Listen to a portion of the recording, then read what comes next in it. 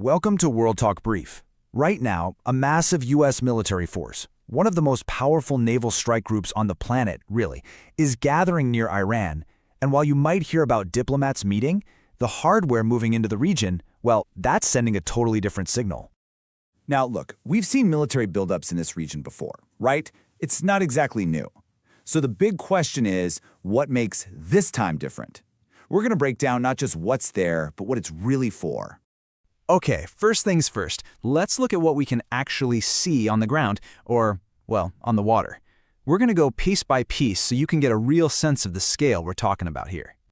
So, the star of the show, if you will, is the USS Abraham Lincoln. It's a huge aircraft carrier. Now, it was deployed to the region, and then it kind of went dark for a bit, went off the grid. But now, BBC Verify has analyzed satellite images, and they found it. It's in the Arabian Sea, about 700 kilometers off the Iranian coast. And believe me, the Lincoln is not alone, not by a long shot. In total, we can track at least 12 U.S. naval ships in the area, and that number, that's our first big clue about the sheer size of what's happening. Okay, let's talk firepower.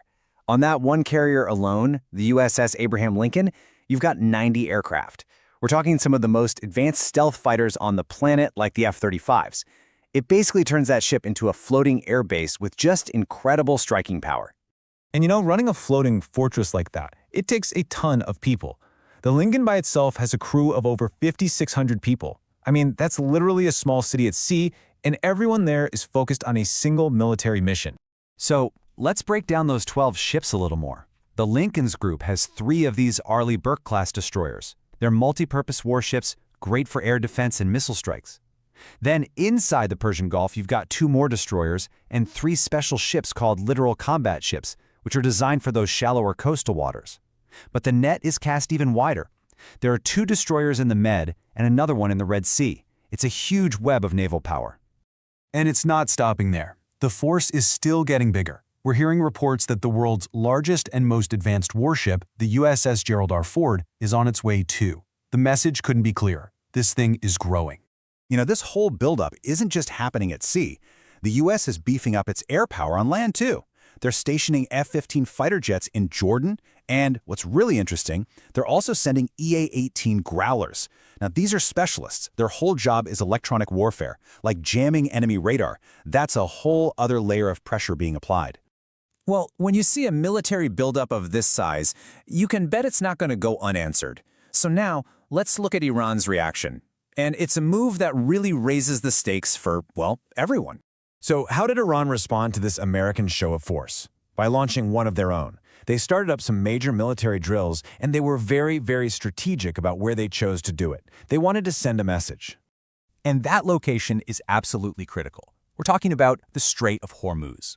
It's this narrow little waterway that is one of the most important economic choke points in the world. Think about this. About 1/5 of all the world's oil and gas flows right through there. Any disruption, and I mean any, would send massive shockwaves through the global economy. These drills were led by Iran's Islamic Revolutionary Guard Corps, the IRGC, a really powerful part of their military. And according to their own news agencies, the drills included inspecting ships and, this is the key part, live missile launches right there in the strait. So yeah, this wasn't just a practice run. This was a very direct signal about what they can do and what they're willing to do. Okay, so we've got the U.S. force on one side and the Iranian response on the other. This brings us right back to that question we started with. What makes this whole situation different from all the other times? Let's dive into the analysis.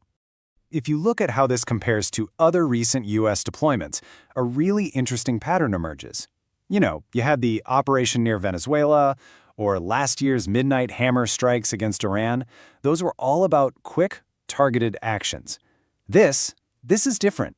It's built for what they call high sustainability. It's meant to last. And that gets us to the heart of the matter. According to military intelligence expert Justin Crump, he's saying that what we're seeing isn't just about getting ready for an immediate attack. No, it's something bigger. It's a flexible, long-term posture, a powerful deterrent that they can dial up or dial down whenever they need to. And that is the crucial difference right there. More depth and sustainability. See, this isn't a strike force that just shows up, does something, and leaves. This group of assets is designed to stay in the region, to keep up the pressure, and to stick around for a much, much longer time.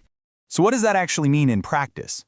Well, it means this force isn't just built to attack. It's built to be able to handle a long-term fight if it has to.